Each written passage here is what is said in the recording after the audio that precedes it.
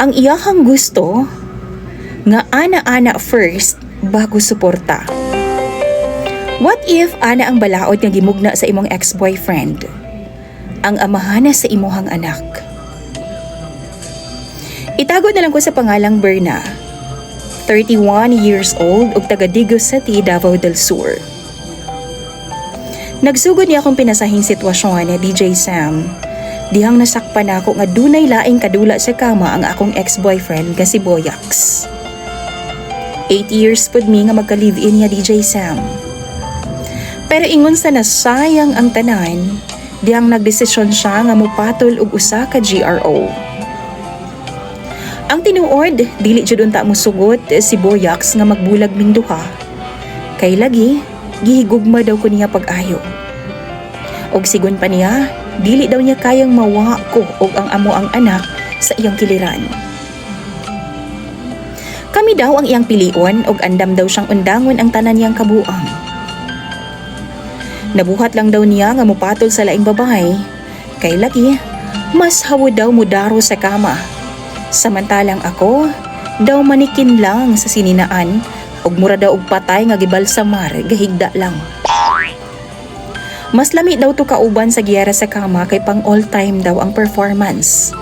Samantalang ako, kinunsiha lang daw. Naglagot jud ko DJ Sam. Ug wala na jud nako siya gihatagan og chance pa kay pagkaswerte ba niya kung mauhon. Siya na gani ang nagluib sa amo ang relasyon. Siya pa karon ang naay privilege nga magdesisyon og mamili. Nagbulag jud mi og nagpinirmahay mi sa barangay nga magsuporta siya buwan-buwan sa among usa ka anak.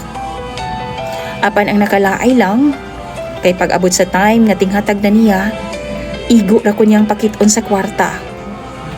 Og dili daw tumaako kung dili na ako siya pagbigyan sa iyahang gusto. Ang iyahang gusto nga ana-ana first bago suporta. Nagdumili pa ko sa una DJ Sam, pero murag tininuod naman jud. Ug sa tinuod lang, need kaayo namong mag-ina ang iyang suporta. Maungwa ko'y nahimo, misugot na lang pud ko sa iyahang gustong mahitabo. Laspagon og magtagbaw sa siya una mutunol og kwarta. In short, gitrabahoan akong taman bugti sa iyang suporta. Nakasanayan na namo ang maong sitwasyon DJ Sam. Hangtod nga ning bag-o lang, nabalitaan ako nga duna na siya'y lain di ay nga ka-live-in, pero mugamit gihapon siya nako every time nga maghatag siya sa iyang suporta. Mura gilainan ako DJ Sam, maong nagdesisyon ko nga istoryahon siya. Kay gusto na nakong undangon ang maong setup.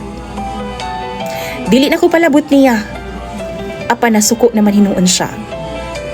Nagbangad siya nako nga kung dili man galing ko magpahilabot, dili po daw mi makadawat bisan piso gikan niya nga suporta. Kabalo ka DJ Sam, kinahanglanon kaayo nako iyang support kay dili pod permi ang akong trabaho.